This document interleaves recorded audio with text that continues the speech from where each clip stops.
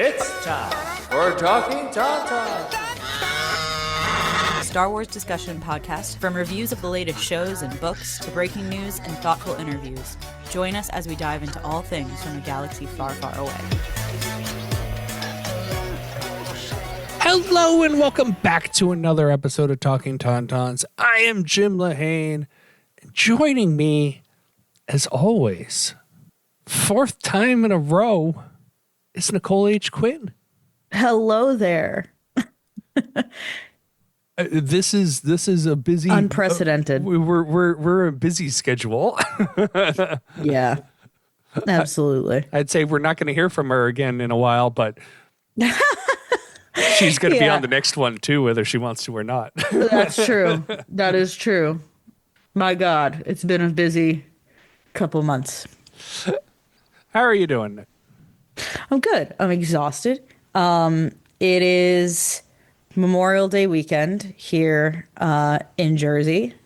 For anyone who doesn't know, I am right smack dab in the middle of tourist country every summer. I'm very fortunate to have grown up and lived in the place where people come and flock to every summer. And by that, I mean people from North Jersey and people from New York, very specifically, flock down here, have like their second homes here and stuff like that, which is so good for traffic, let me tell you. Makes everything just so easy to get to and navigate. And oh my God, the movie theater last night was just a joy to be in. Let me tell you, because it's also torrentially raining this weekend. I was wondering because like New York City got flooded out. We've had bad rain, but nonstop. But I don't think as bad as you guys were getting down there. It's bad, and it's going to be the entire weekend. And they didn't just stay home. They're still here. And you know what? I still feel like I say this every summer, and I'm going to say it again. You do. Don't worry. I don't care. I don't care. I'm going to say it again. Yes, we are thankful for the tourist dollars. We are very thankful for the business. We are happy people enjoy where we live. We are very fortunate to live here all year round. We are happy that they are here. Be a normal human being while you're here. That's all I can say. Some people treat this like a dispensable, this only matters for 3-4 months out of the year, and we can just trash it and leave and someone else will pick it up. I live here. Be a person. That's all I got. And a lot of them are not. And also, this is very important, if you're going to come down to this area, again, please, by all means, enjoy it. It's very nice. There's a lot to do. It's a natural wonderland. Please learn how to drive. That's all I can say. If you're driving down here, do not drive like an idiot. Learn how to operate a vehicle. Learn the rules of the road. Go the speed limit. And obey traffic laws, because holy living hell. And learn how to drive in the rain. If you're going to come down here in the rain, know how to drive in the rain, because you are a danger to yourself and others. And it's making me very angry. As someone from Long Island, yeah, that's how we describe people from Jersey. You're a danger to yourself and others. Listen, man. Listen. What I'm talking about is people going 25 miles an hour when the speed limit on a highway, when the speed limit is 65. Oof. Move. That's all. Just move. So the town that I'm in, I guess my address is in. We're about 20 minutes outside of town, but the town itself is a tourist destination, but it's one of those tourist destinations like you see on magazine covers, because it's so gorgeous, but it is the size, like you can stick it in your pocket and leave. Yep. But we have $1 million homes on the lake here. And so a lot of big name people own their, third, fourth homes. Right. But a lot of people come here for vacation into our tiny little community, and just trying to go to the deli that we pick up our pizza at. I try not to back over the tourists, but I don't try that hard. I know. I know how you feel. I know exactly what you're talking about. I have two main rules. Cross in a crosswalk. Don't cross in the middle of the road. Yep. And obey the road signs. If that lane turns right, I don't care where you're going right. Correct. Oh my God. The abandonment of a lane is, oh my God. Because we have a lot of right and left turn only lanes, like a lot of them. Holy crap. But you know what's also really great? We have a lot of left, like it'll go left turn only and then a left turn and straight lane. Like you have an option. It's okay. And then like the straight and then the right. Like we have a lot of that. Do you have those weird lanes that's to go left, you got to go right because it goes out to the right and goes so they don't have the left turn lanes? Yes, we have jug handles. They're called jug handles. I didn't know they had names. Yeah, absolutely. We have those.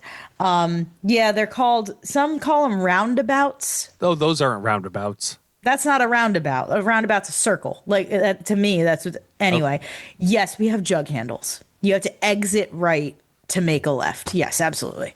Which I understand is confusing. But if you're going to be here for 4 months, figure it out. You know what I mean? Whatever. Especially if you like live here half the year. Can you you're going to have to figure it out. I'm sorry. I had to when I was 16. Please, for the love of God. But my favorite is when you have that lineup of lanes, there's people panic entering the leftmost lane to make a left turn. When that lane, it is legal to make a left turn or go straight. You could do either. And people panic enter the leftmost lane and you're like, you're killing me. Like the traffic will be backed up. I'm not kidding. A mile because of people trying to make a left, but that second to the left lane is empty. And I'm like, I just go around them at this point. I'm like, you got to be kidding me. It's infuriating. The other thing that I love, and I understand why this is done, but there's a light right by where I live. And it intersects with like the highway that you use to get to the beach. Like it is the road. If you've gotten off the Garden State Parkway or pretty much any major highway, you use this highway, this road to get to the beach. It is what everyone is using. And my road where I live intersects with it. So the light that I have to use to go anywhere intersects with that highway. Usually I have to turn onto it to go the other way. Usually I'm going away from the beach because, oh my God. They shortened that light. So about 3 cars can go to cross the highway because they need to move the traffic of that road as much as humanly possible. I have to use that road to get to work. And it just makes my life so difficult when they're like, and it's a major road. Like I live on a major road as well. And it's like 3 cars at a time can go through it. And you're like, this is obscene. Every one of those 3 cars, you also get people who don't go right away. Correct. And like, you're like literally dying inside. Yeah. If the light is usually a minute, they shorten it to about 20 seconds. And it makes me so angry every year. Anyway, so that's what I'm dealing with. Also, I'm sure you had the same thing. A 30-degree swing in weather. On Thursday, it was sunny and 90-something. And then on Friday, it was rainy and 60-something. And that's where we're at. So that's why I sound the way I sound right now. It was 80 degrees Monday and Tuesday. And I think Wednesday we dropped. And we had a frost warning. Yep. It was crazy. It was absolutely crazy. I know this is so interesting to every single person listening, but that's why I sound like crap, because we had a literal 30-degree swing in weather overnight. and it's gross out. It is gross out. All right. Yeah. We ready to talk our topic of the day? Sure. Why not? I do not have anything specific, so we're just going to go with the TV show because we'll get into it. Okay. When one chooses to walk the way of the Mandalore, you are both hunter and prey. This is the way. This is the way. This is the way. All right. We are talking the first theatrical release in, everybody says 7 years. It was a 6.5 years. The Mandalorian and Grogu. Released, I don't know, May 22nd, 2026.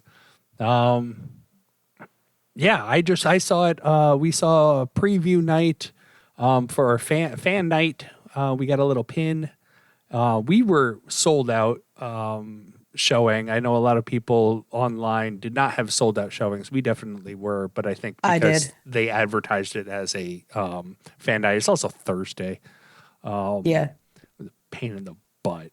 But we love a Thursday over here. We love it. Yeah, people with jobs, apparently, like my wife, Thursdays are hard. I didn't have issues. It kind of was fine. It would have been fine. Our theaters were just sold out, so we had to wait until yesterday. Okay. We literally couldn't. Well, Greg was also working, so we couldn't go to anything until like from 6 on. Like it had to be like later. So we were kind of limited in options, and we didn't want to see it in 3D. So we were even more limited in options. So we kind of had to wait until there were 2 seats next to each other in the theater at like 6:30. Did you need to sit next to him? Yes. Yes. I happen to like my partner. No, yeah, we did. Because I also needed to tell him all the little things that he didn't know about from like the animated shows and stuff. I did frequently lean over and go, "That's stinky," to my wife. I had to tell him about it later. I was like, "This is too much. This is too much to even whisper in a movie theater." I'll tell him later. So we did have a whole panel planned out, but 2 of our people punked out on us. That's okay. Hey, listen. Lives are busy. I'm shocked I was able to see this movie this weekend. Yeah. Shocked. Let's put it this way. If Greg had been closing instead of opening, we would not have seen this movie this weekend. It would not have been happening. But it happened that he opened and had to go to work at 4 a.m. Bless him. Went to work, came home at 4 p.m., and then we went to the movies. So, it worked out. So, all right. Overall feelings of the movie. That was a movie. I liked it. I liked it quite a bit. I think I was clear going into it. My expectations were in the dirt. Like in the dirt. I was like, this is not going to be good. I found it very enjoyable. Is it art? Not of the high variety, but that's okay. Greg and I were saying, I want things go boom. Grogu is cute. Mando is Mando. And that's exactly what we got. And a little bit more, which is nice. I agree with the kind of overarching sentiment that this is a season of the show condensed. You can see where episodes were going to end. Literally, stuff would happen, it would fade to black, and I'd be like, that's the end of an episode. I thought that was just a commercial break. Yeah, I was like, it's the end of an episode. Great. Like, you could tell that this was an outline for season 4, that they were like, cut all the fat. It's a movie. I'm not mad about that, but it is very obvious to me. I had heard there were elements of season 4 in here, but season 4 essentially was scrapped. This was not season 4, is what I heard. So, yeah, I don't know. I don't believe that. as a writer, I saw about 6 episodes of a TV show in here. Like you could break it down very easily. And the fact that it would fade to black at those moments that I was like, this is the end of an episode, and it faded to black, I was like, yep, they had an outline, and that's what they used to make a movie instead.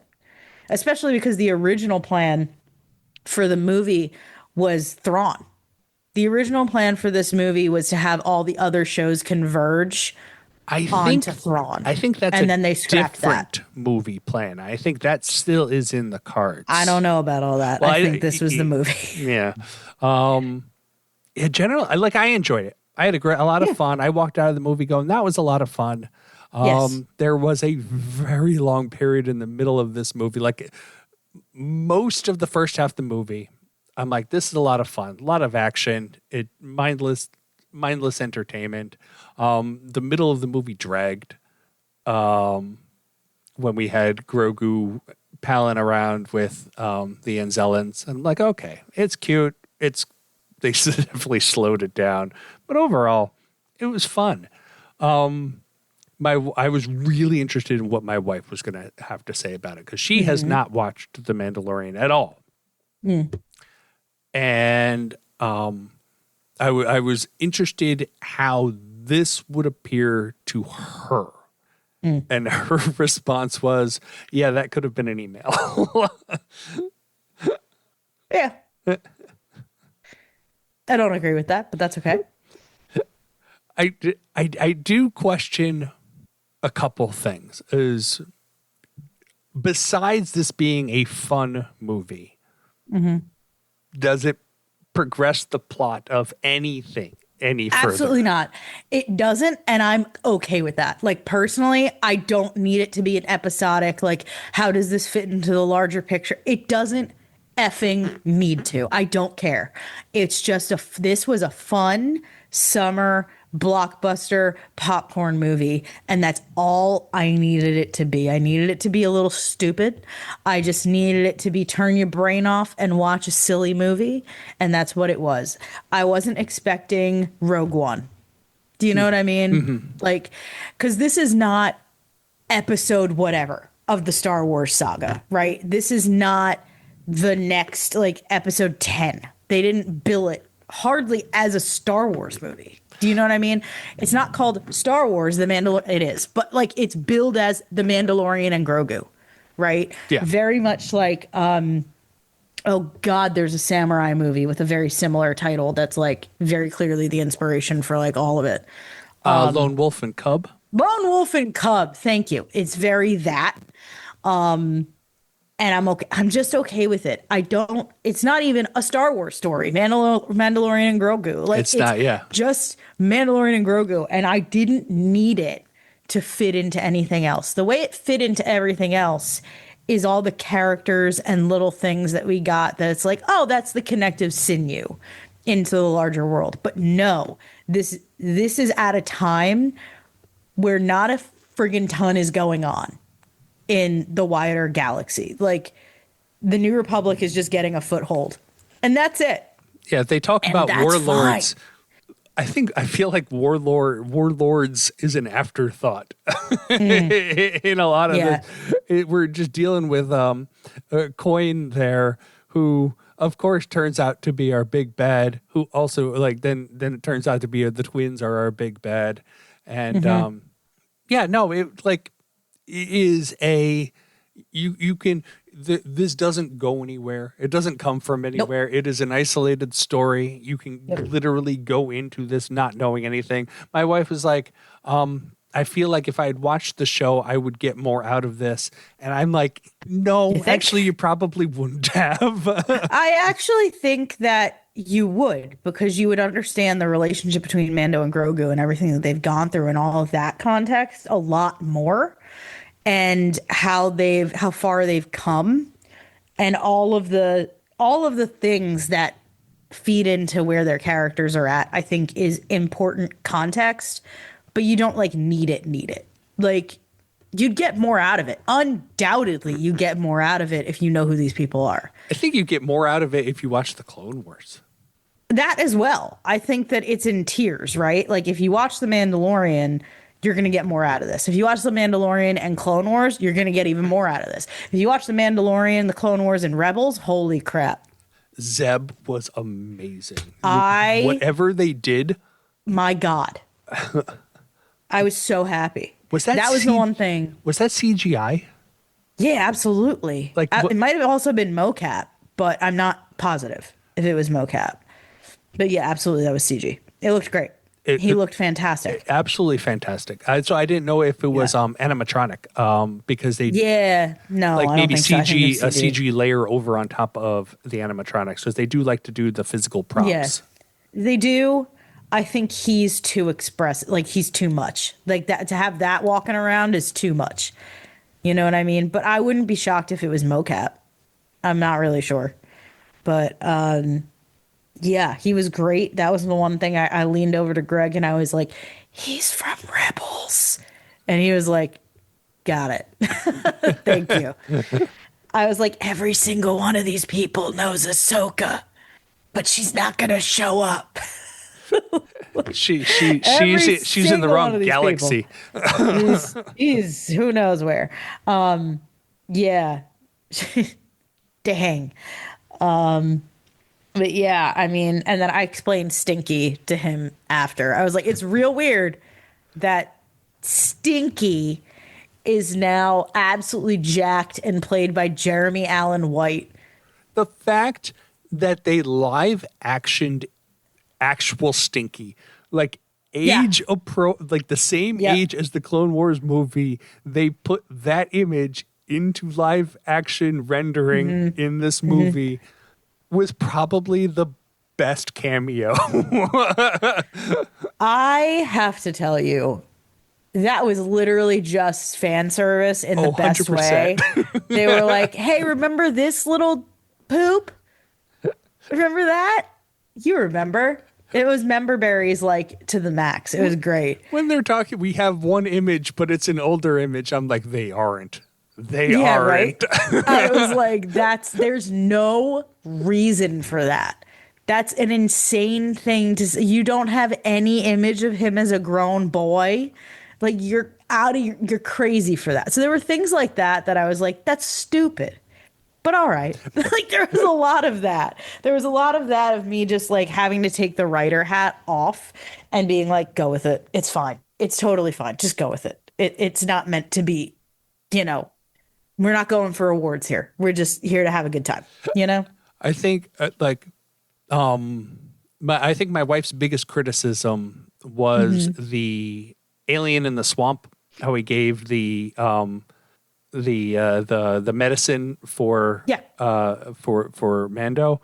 She's like, that felt like there seemed like I guess I don't know how she put it, but it was kind of like a Deus Machina sort of thing. Deus Ex Machina. Yeah. A Deus Ex Machina. Kind of. For anyone who doesn't know, Deus Ex Machina literally in Latin means God of the Machine. It comes from back in the day when there were, when I say like origins of plays, I mean the first time stories were told in front of people on a stage.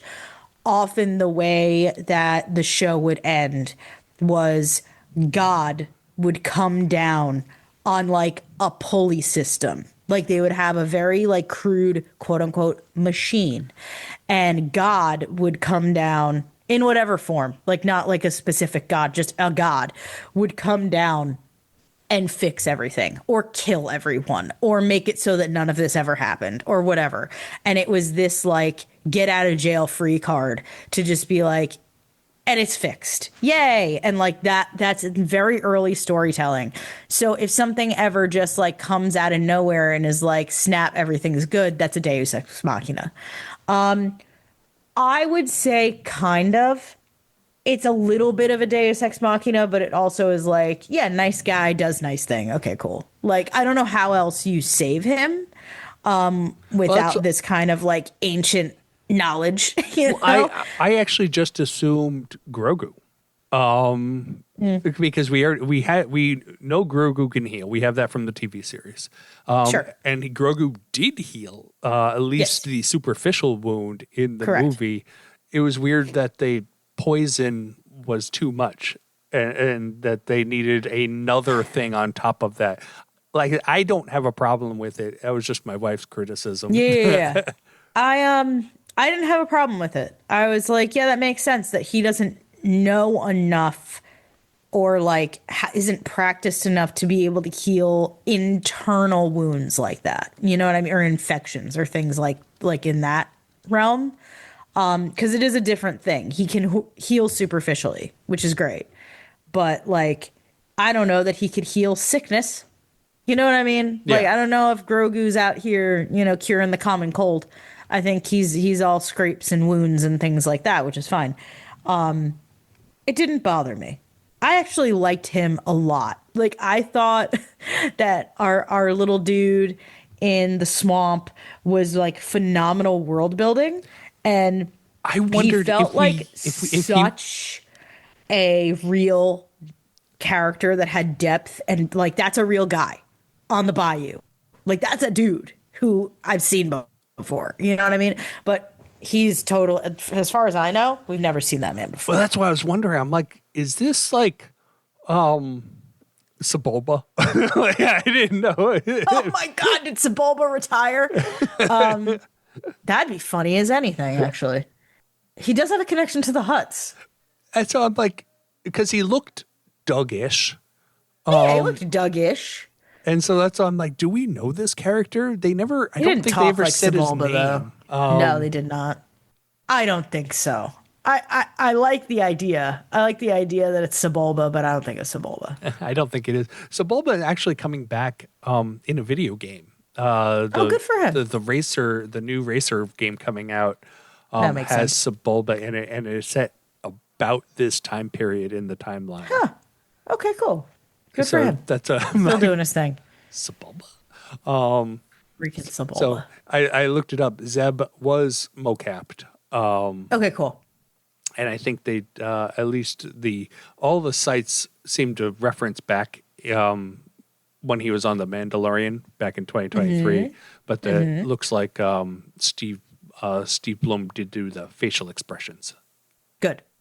That's great. Very, very good.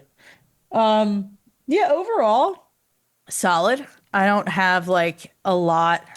I had fun with it. I don't know. Like, I'm very like middle of the road on it. Not really. I'm leaning towards that. I would give it like a 7, if I'm being like nice about it. If I'm not thinking too hard. If I think too hard about it, it's going to go down. But I think that there are like, it's very clear that there's a bunch of little storylines in here adding, like creating one bigger storyline with like the twins, which pulls through from Book of Boba Fett, which is fine. Interesting. The whole setup is interesting that they decided to use the twins and Stinky. And Stinky. Because you're right. It ties to Book of Boba Fett more so than The Mandalorian. I guess. Yeah. In ways. I mean, it's yeah, I don't know. It genuinely, the whole time I was watching it, I was like, did this need to be a movie? And the answer is no, but I am kind of happy it is. It was really fun to like watch this spectacle on the big screen with a bunch of people and, kind of just sit. It genuinely felt like, so the night before, Greg and I watched the rest of Maul. Okay. He had only seen the first 2 episodes and he wasn't thrilled, and neither was I, right? So you We know watched this. 8 episodes of Maul the day before? Yes. Wow. Correct. I mean, they're like 20 minutes. So it was like 2.5 hours. They're You solid. know what I mean? They're a solid half-hour episodes, actually. Some of them in the beginning. Oh, the I first didn't look. 2. I guess I didn't look And that then closely. after that, they're like 20. Oh, okay. Yeah, no, they're 20 minutes from like the first 2 on. And it felt like that a little bit. I was like, okay, like we just watched a season of a show. Like that's fully what it felt like, because there were several storylines. You have the storyline of finding Rada. Okay, we found Rada. Now we got to figure out what's going on with Rada. Now we got to get him out of there. There's an escape situation. Now Rada goes off and does his own thing, and we work on the next thing, which is, well, we're gonna go home. We're gonna take a break, and then never mind, we're getting abducted. End of an episode. Cool. Okay, Grogu's got to go find Mando. We got to see what's going on with Mando. Mando goes into Snake Tank, gets hurt. That's an episode. You know what I mean? Like I'm like, okay, cool. I'm seeing like 3-episode arcs. There's like several 3-episode arcs within this story, and one is Rada. Second is getting captured, and like the third is everyone escape and then go back. You know what I mean? Like and wrap up these loose ends, which is, well, everyone who saw him without his helmet on has to die, and we have to get off of this planet. The episode. See how I just did that? The part of the film when Grogu is kind of on his own and it's like silent for most of this section. And he's on his own and he's building his little hut, his little, Yoda in Dagobah style igloo situation. And he's taking care of Mando and he's giving him water and he's giving him food and he's taking care of him and he's stealing fish and he's doing what he's doing. I was like, that's a bottle episode. It's not technically a bottle episode, but that was an episode of the show. And it ends with Mando waking up. And you're like, dope. So cute. There's so many good moments. The puppeteers. I wish I had the name of the puppeteers. Of the Grogu puppeteers? Yeah. They so between the TV show and this movie, there was a leap in technology that they put into this, the animatronic. The budgeted. Yeah, for sure. Because he moved so much more realistically. He's great. He was great. And he could do so much. And it was like he was a real character. And you're right. Like this felt like it could have been a condensed season of the TV show. But it was so enjoyable watching it on the big screen. If Absolutely. If this was on Disney Plus, I would not have felt the same. Probably not. There would also have been a lot more. Of course, there would have been filler. There would have been other things going on. We maybe have gotten more of certain people and whatever. Even if we took this movie and put it on Disney Plus as a Disney Plus release, not a theatrical release, it wouldn't have it wouldn't have hit the same. They wouldn't have done that because the amount of money they very clearly, like you just said, put into this movie, they would have to have made money off of it, right? Like they put more investment into this because they knew box office money was coming. Disney Plus gets money, but not like box office money. Well, like it's not millions and millions of dollars, right? So they didn't do a lot on the volume. They did maybe some stuff on the volume, we had talked about this before, and we were saying that it wasn't supposed to be on the volume. And Alex, Alex was hesitant because I think it was in a group chat with us three. And you're right. It didn't seem this was not on the volume. There was depth to everything. You could tell this is a different thing. It didn't just look like the show. Parts of it did, but it really it looked, I don't know. It doesn't even, to me, I don't really care. I'm like, I enjoyed that it was on the big screen. I had a blast with it. Good popcorn movie. Yeah. If this had been a season, I think they could have told the story through a season of the show. I think it would have been fine, but I like that this was a no filler. Here's just the story. Like, I enjoyed that about it. I think the puppeteering work was incredible. Like I said, the other thing, excuse me, I want to bring up, of course it's reloading. Okay. The way that they did opening credits was great. And the fact that the credit order was Pedro Pascal as a Mandalorian. Hold on. Before you get into that, I just want to point out, Nicole was losing her tauntaun noise before we started recording because she could not find this information anywhere on the internet. I was so mad. I'm about to get into that. Pedro Pascal as the Mandalorian, Brendan Wayne as the Mandalorian. Lateef Crowder as the Mandalorian. They didn't write that, but those are your three Mando people. Brendan Wayne is the suit performer. Lateef Crowder is the stunt performer for Mandos. So those three men together are the Mandalorian. I was very happy to see that they credited all three at the top. Yeah, individually. Because the Pedro Pascal was obviously the voice actor through the whole thing. And he had one scene in the suit. Maybe. So there's a lot of like pictures and video of him on set in the suit. I don't know how much. But the point is, at this stage, Brendan Wayne is more often the Mandalorian than he is. Especially, I think season 3 of The Mandalorian, Pedro Pascal wasn't in the suit once. I don't think so. Because they didn't even have a take his helmet off. Yeah, he had no helmetless scene in season 3. Yeah. And correct. So it was, it was just the stunt performers with the dubbing by, it's amazing how he matches the lip movement so well. Oh, wow. I was angry because every single cast list except Wikipedia doesn't have these gentlemen on it. Just has Pedro as the Mandalorian, and that's it. I couldn't find it anywhere. IMDb doesn't list them at all. Yeah, and I was saying that if you type in the Mandalorian and Grogu cast in Google, they do come up, not with who they played. So if you don't recognize their faces, you don't know who they are. Right. So that's who they are. Big shout out to them because those three men together create a phenomenal performance. It's fantastic. Seamless, really.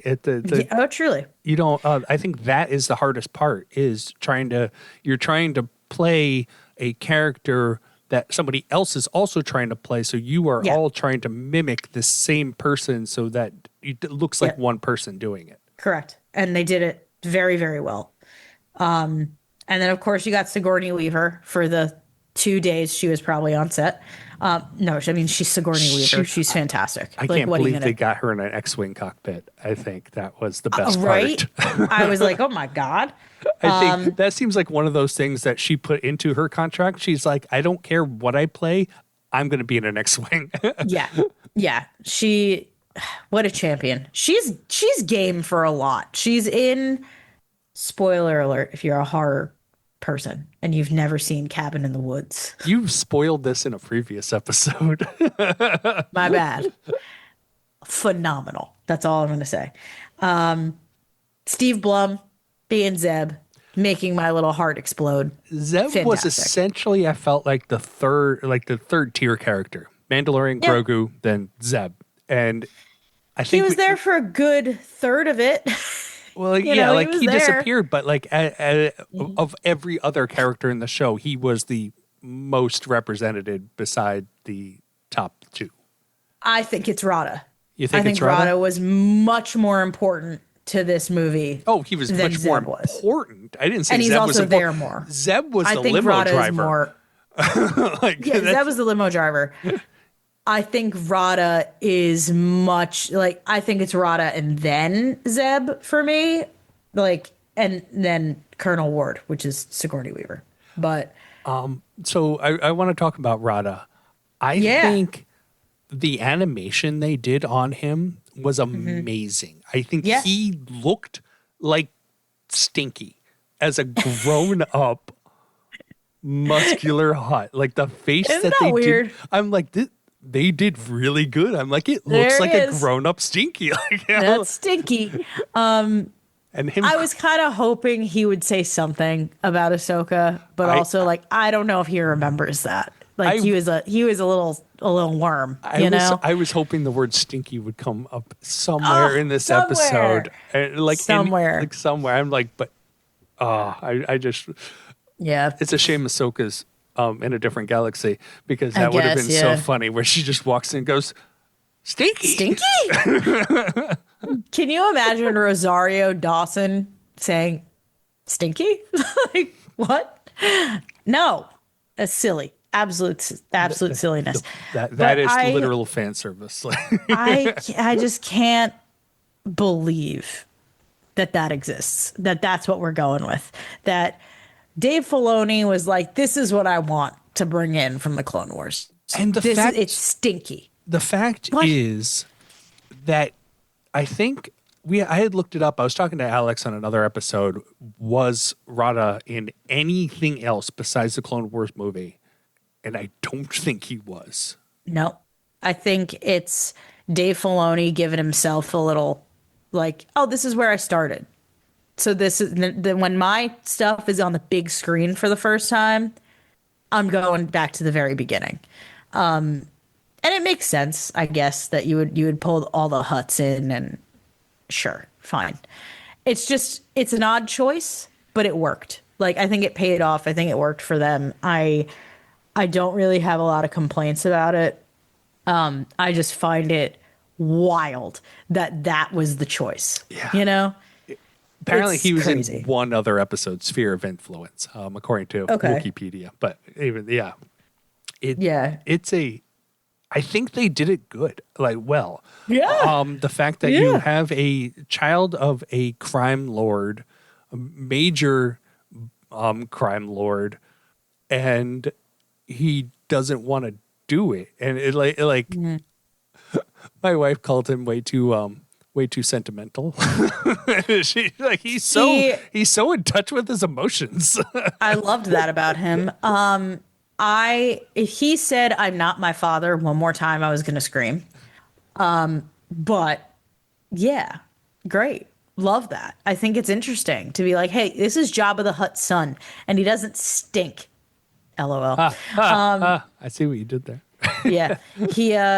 He's like kind of a good dude. And I loved that at the end he was like, I might stick around and see what this whole New Republic thing's about. I was like, that's great.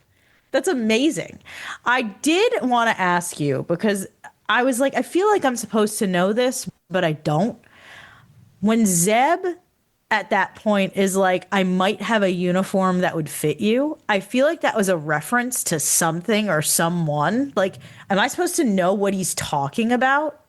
Like, I have no idea what that was supposed to, if that was supposed to be in reference to something, or if it was just like a throwaway line. But it felt like there was weight to it. But I was like, I have absolutely no idea where you would get a uniform that big. I can't think of a character that large who is like in Rebels or something like that, that their uniform might fit Rada the Hutt. I have no idea what that was in reference to, if it was in reference to anything specific. Yeah, I can't think of anything if it was a reference. I found it really interesting. This movie emphasizes the facts that we've never seen a Hutt move. I kind of just sit there. And watching Rada crawl, I'm like, every time I watch him crawl, it's like, do all the Hutts crawl like that? And then I'm like, I've never seen a Hutt crawl. Like, yeah. I mean, it makes sense. I think them fighting was crazy. I loved when all three of them are fighting each other. Also, can we talk about the twins' death? Holy God. I was like, this is dope. And then the bounty hunter, whose name I keep forgetting, who was in Clone Wars. Sure. With his dog. Yeah, Embo. Yeah. He just F's off. He's like, bye. I'm going this way. Good luck. I loved that. He was just like, see ya. My biggest complaint about Embo's fight is he only threw his hat once. Yeah, no. I'm like, he threw it once and it was very quick. And if you blinked, you would have missed it. And I'm like, oh, come on, Embo.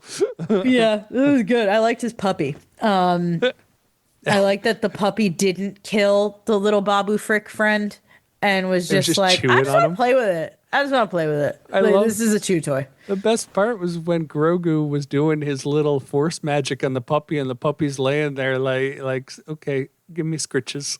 Yeah. Oh yeah. Total. And then it's like only when when Embo like falls to his maybe death does he go, oh shoot, right, I gotta snap out of it. That's my dad. I got a job. I got work. I have a job to do. Oh shoot. I loved that. it reminded me of Ezra and like his connection to like I'm like the dog creatures. reminded you of Ezra.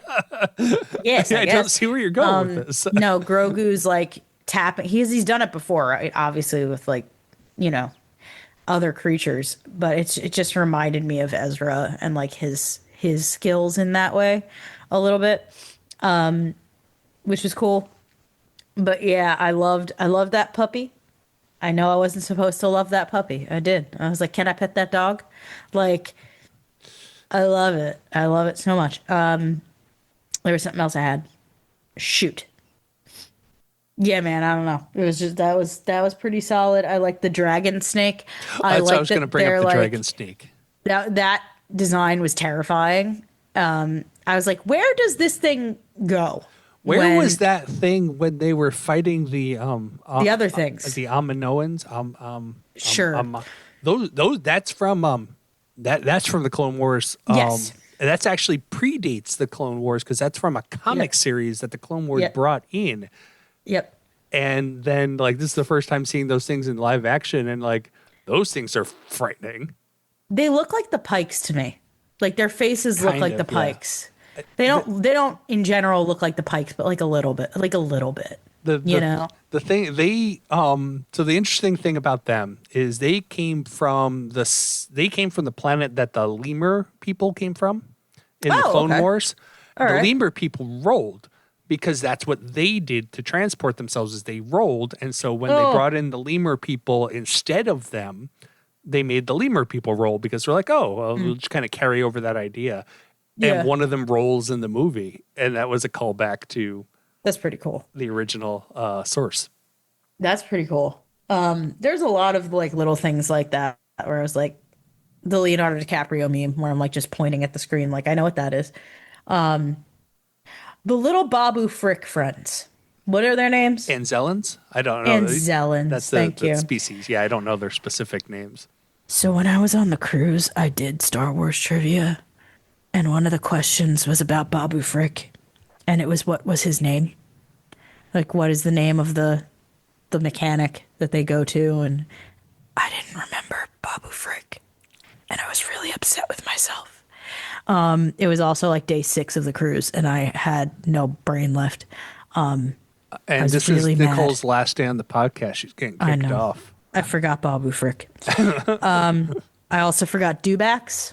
They asked what was the name of the lizard that the sand troopers ride, and I was like, what the hell are you talking about? They also asked what is the name of the creature in the sewer in A New Hope, and I was like, well, that's not fair at all. The Dianoga? I hate you. I was like, the snake guy with one eye. I don't know. I got really mad. It's like, and I'm looking at Greg and he's looking at me and we're just like, I don't freaking know. They also, Canto Bite was another one I didn't remember. I was like, I have been drinking for 6 days. I don't know. It was insane. No tauntaun questions. You didn't. No tauntaun questions.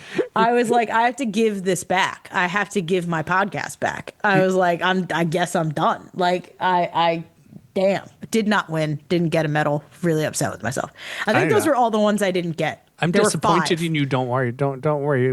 There were 5 questions I didn't get right. Oh, I forgot. There was a line about Kyber crystals, and they were like, "Who said this?" And it was one of the characters from Rogue One, and I forgot. Is the hearts are made? Yes. The stars' hearts are made of Kyber. Was that Jin's mother? No, I think it was the guy whose name I should know off the top of my head. I'm tired. The guy who's like, he's a Jedi, but he's not. Thought it was him. The strongest hearts have Kyber. Yeah, you're right. Chirrut Imwe. Chirrut. That's it. I didn't get that. They asked us who it was, and I didn't get it. So that was one. Dewbacks was one. The Dianoga was one. Canto Bite and Babu Frick. Those are the 5 answers I did not get. Those are the ones I know now. I will never forget forever that those are the 5. I got 15 out of 20 questions right, and those are the 5 I did not get. I'm bad. Anyway, Babu Frick dudes, they are so damn funny in this movie. love the Greg little and I ship. were dying. Greg and I were absolutely dying when they're like getting into the palace. Big pipe, huh? I lost my mind. Anytime they would say anything, I'd like lose my ever loving mind. They were so funny. And then, yes, the little ship is so cute. My favorite thing about the ship is the way they, because obviously most of this stuff is, if it's not CGI, they're models, and the models Right. are like literally you can hold them in your hand. Totally. Like the Millennium Falcon, you could hold in your hand for a lot of the models. And so, Yeah. like when they film it, they obviously you can't really judge perspective. It's based on how they film it, and so you're like looking at the ship and like, well, that could be a huge ship. And then they show the inside of the ship, and Grogu is like scrunched over because it's so small. I loved it. I love that, like, Mando's physicality when he sees their ship and he's just like, I ain't fitting in that. Like, what is wrong with you people?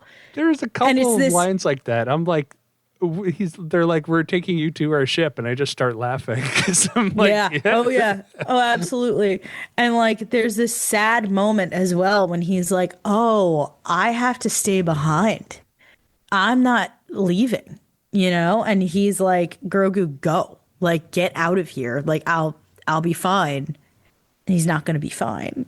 And I was like, well, Grogu's not going to leave him. And I'm like, it was like funny, but also incredibly emotional. And I like that there's a lot of that in this movie where there's like a lighthearted thing, but the reality of it is very like heavy.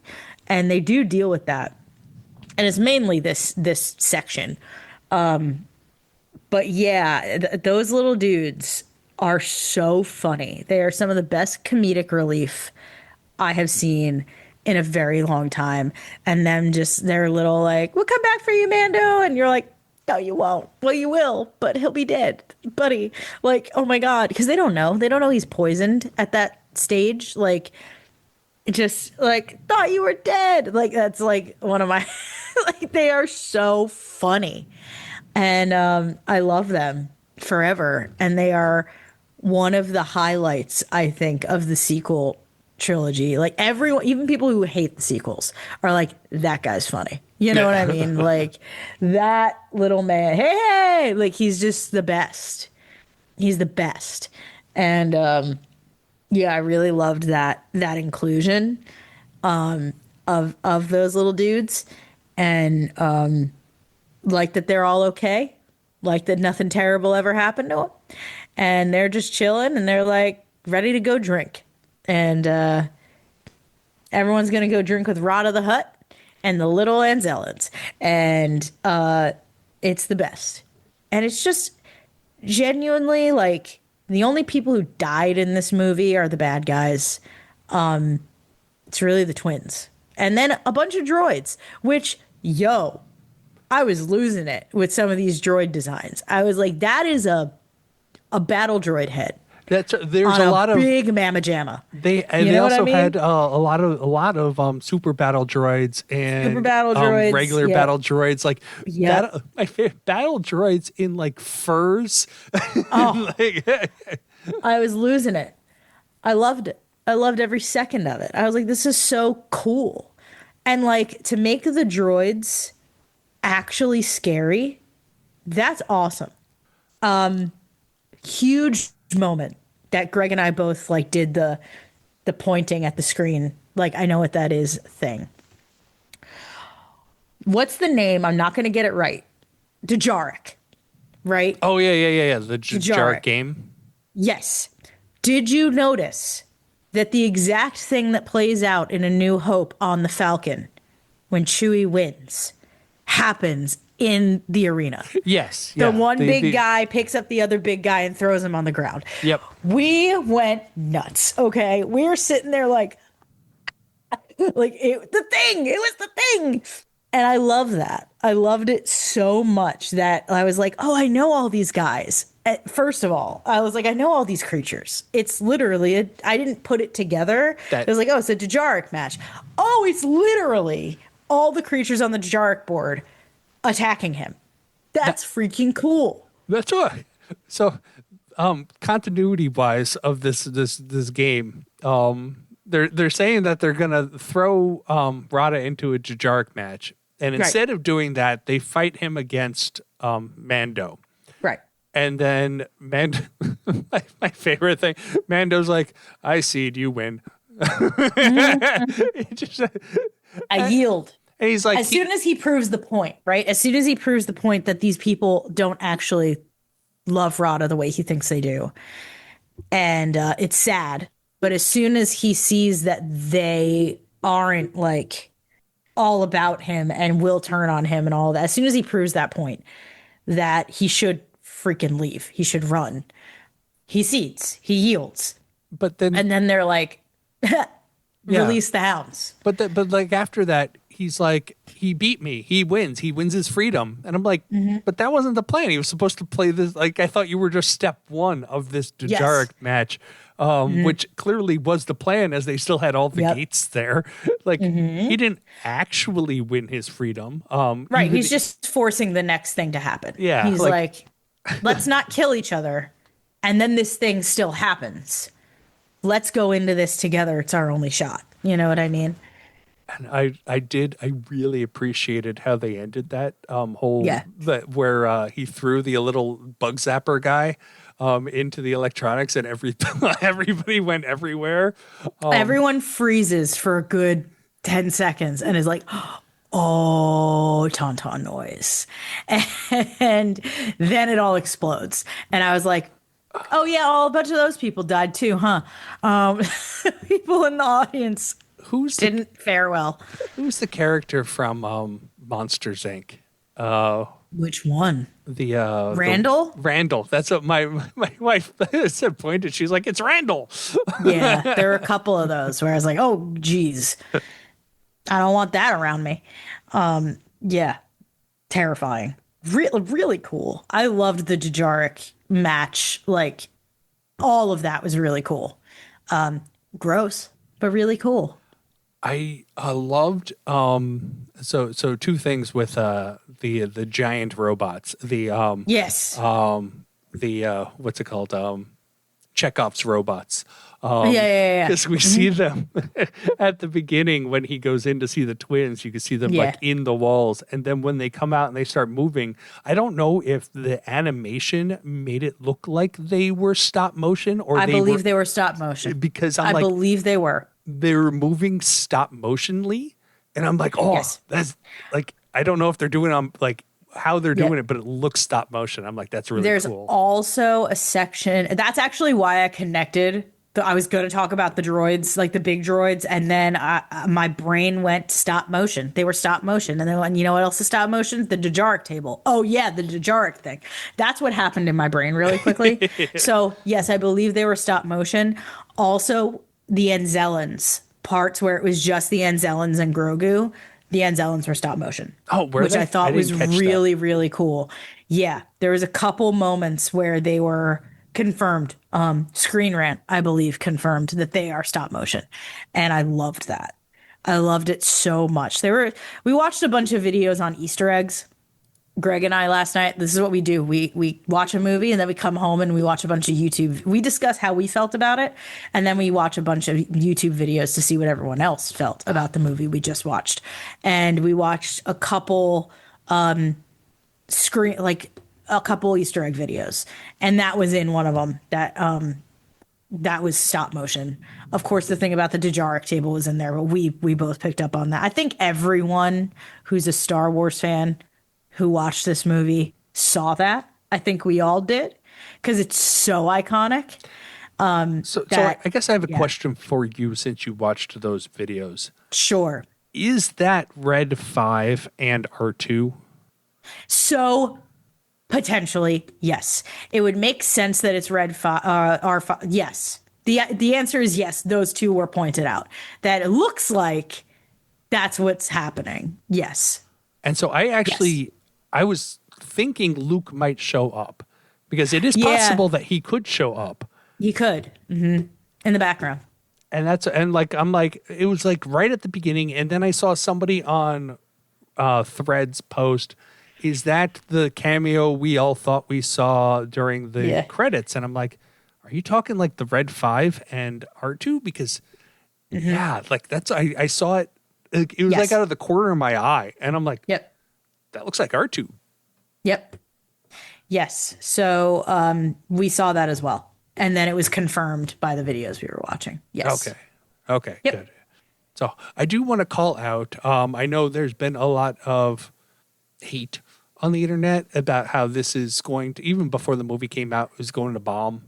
As of right now, we are recording on May 24th, Sunday, after it came out on the 22nd. It is projected to take in 91 to 100 million over the 4-day holiday weekend. So That sounds right. I don't know if that's good or bad. It sounds pretty good in this day and age, but you never know. Let's put it this way. Especially here, it's a rainy Memorial Day weekend, the entire weekend. We had a hard time getting tickets Yes, to when this you were movie. saying that, I'm like, that sounds good. Our theater was completely sold out in Dolby at 6:30 yesterday night. We went to the diner beforehand, like really old people. Like we went to the diner at 4:45. I miss diners. And it was awesome. There were genuinely like more than one table that had a kid with a Star Wars shirt on. And they were either going to see this movie or did just see this movie. At least here, popping off. Like really, really popping off. So take that how you will. But I think this weekend is going to be very good for it. I think most people will see it this weekend. I don't think it will bomb.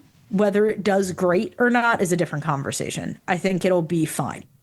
I think it'll do fine. Because I heard on another podcast, I won't name because I disagree with them. They're saying how advertisement for this was everywhere. And I disagree with that. I don't agree with that either. And my personal feeling is I don't think they differentiated this enough from the TV show to identify if people already know of this as a TV show, what's to make them realize that the advertisement you're seeing is for the movie that's only in theaters. And I don't think there was that much. Plus, I didn't see like every once in a while, but I also, I must be like other people. I've tuned out advertisements a lot. Like when you're scrolling on the internet, like I'll occasionally get a Facebook ad or a Facebook questionnaire is like, do you remember seeing this ad? And I'll be like, no.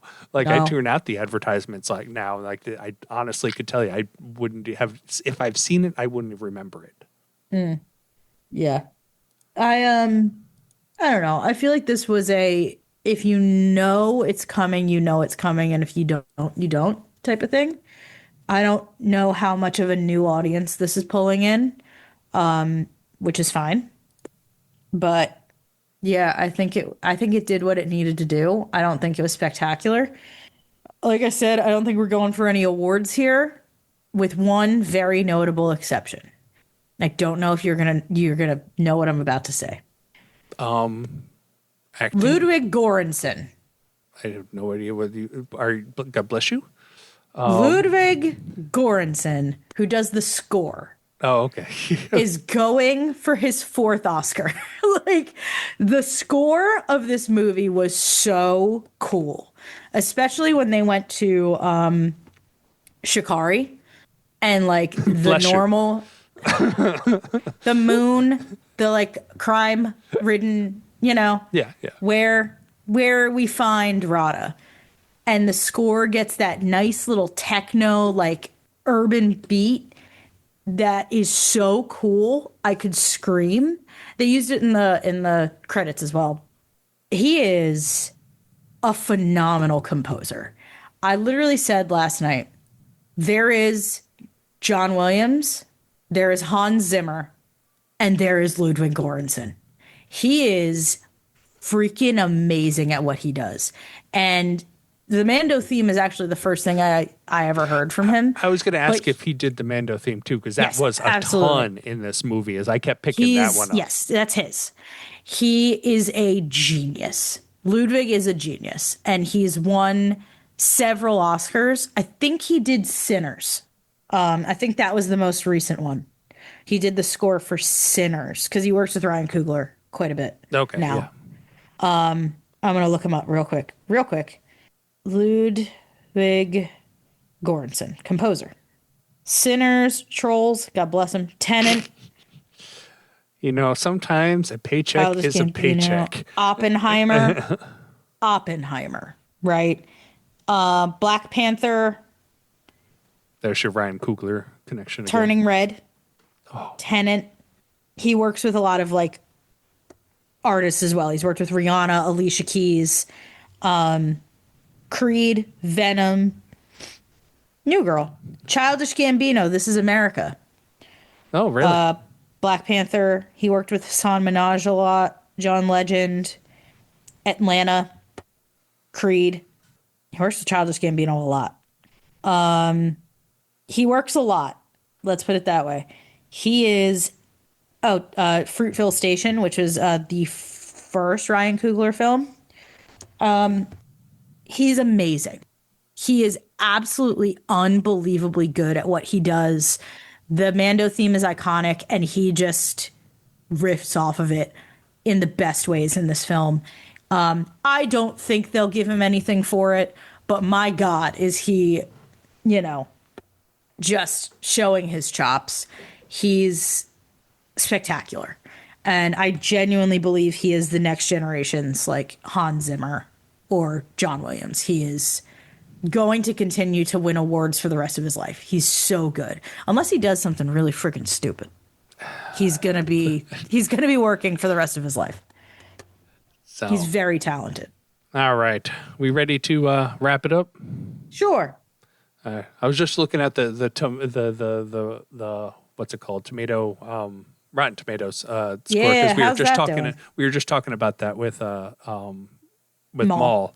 Maul. 62 on the tomato meter, but 89 on the popcorn meter. So That makes sense to me. Because it's not a critically excellent film, but it is a fun film. So I agree with that. I think that's fair. that sounds I was gonna say that sounds accurate. Yeah. So yeah, overall thoughts. It was good. That's kind of my overall thought is, that did exactly what I needed it to do. No, nothing more, nothing less. It's just good. It was fun. Yeah.